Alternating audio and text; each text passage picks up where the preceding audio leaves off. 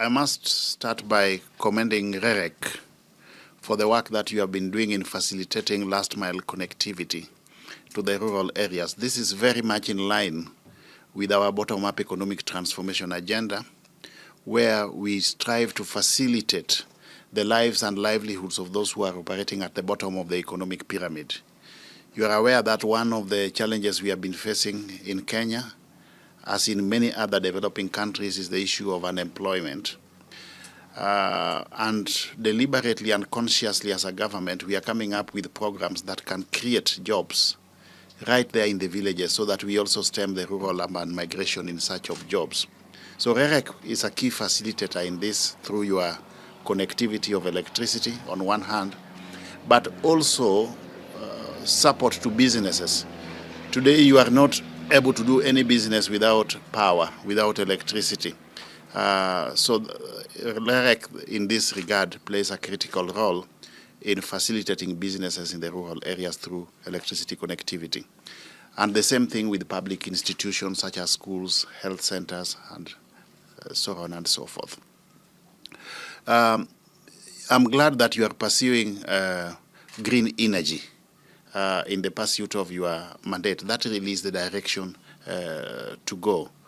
And in line with that, you did set out certain strategic objectives to pursue during the period 2023-2024 financial year.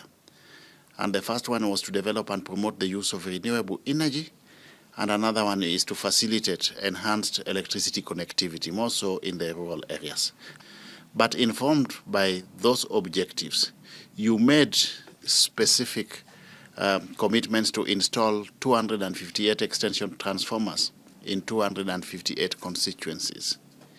You also did commit to electrify 340 public facilities, including trading centers, schools, and health centers, and also to maintain 150 solar PV systems installed in primary schools and undertake 55% electrification of the Galana Kululu food security project. With those strategic intents, and of course in line with your core business emanating from your mandate, you committed to undertake electrification of public institutions, undertake installation of transformers in constituencies, undertake electrification of the Galala Kululu food security project, facilitate maintenance program in primary schools with respect to solar, install the Kenya off-grid solar access project with new solar pumps, and also facilitate ease of doing business, among others.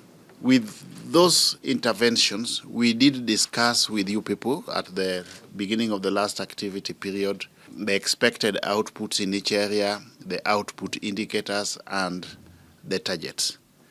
Those were that was done in a very participatory manner, a negotiated process. We negotiated, we validated, and ratified the expected outputs and the output indicators and the specific targets for each activity of program. That then informs the basis of the performance evaluation at this point in time. So we are basically looking at statistical evidence to confirm that those targets were met or the indicators were realized as was envisaged.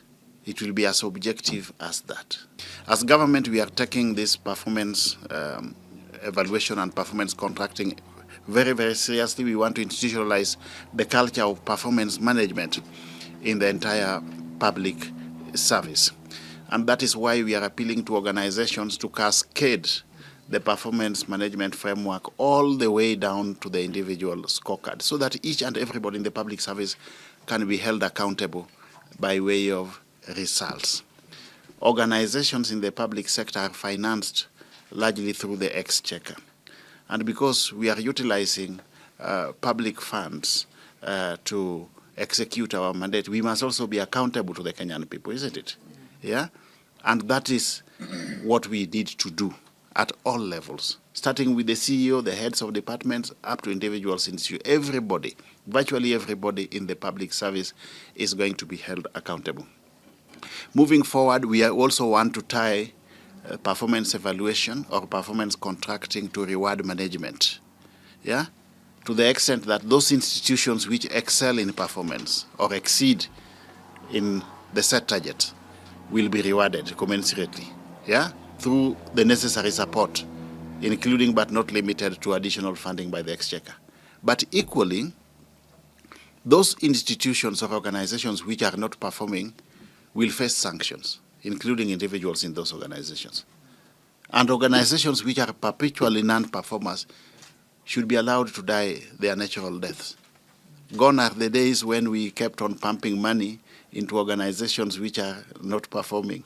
It does not make sense. It simply does not make sense. Either you justify your existence or you face closure.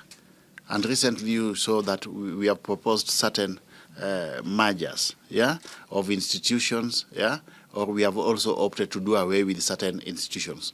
It's basically a question of justifying your existence as an organization. So I really want to urge you guys to work as hard as possible so that you effectively execute your mandate and support the implementation of the bottom-up economic transformation agenda as is envisaged.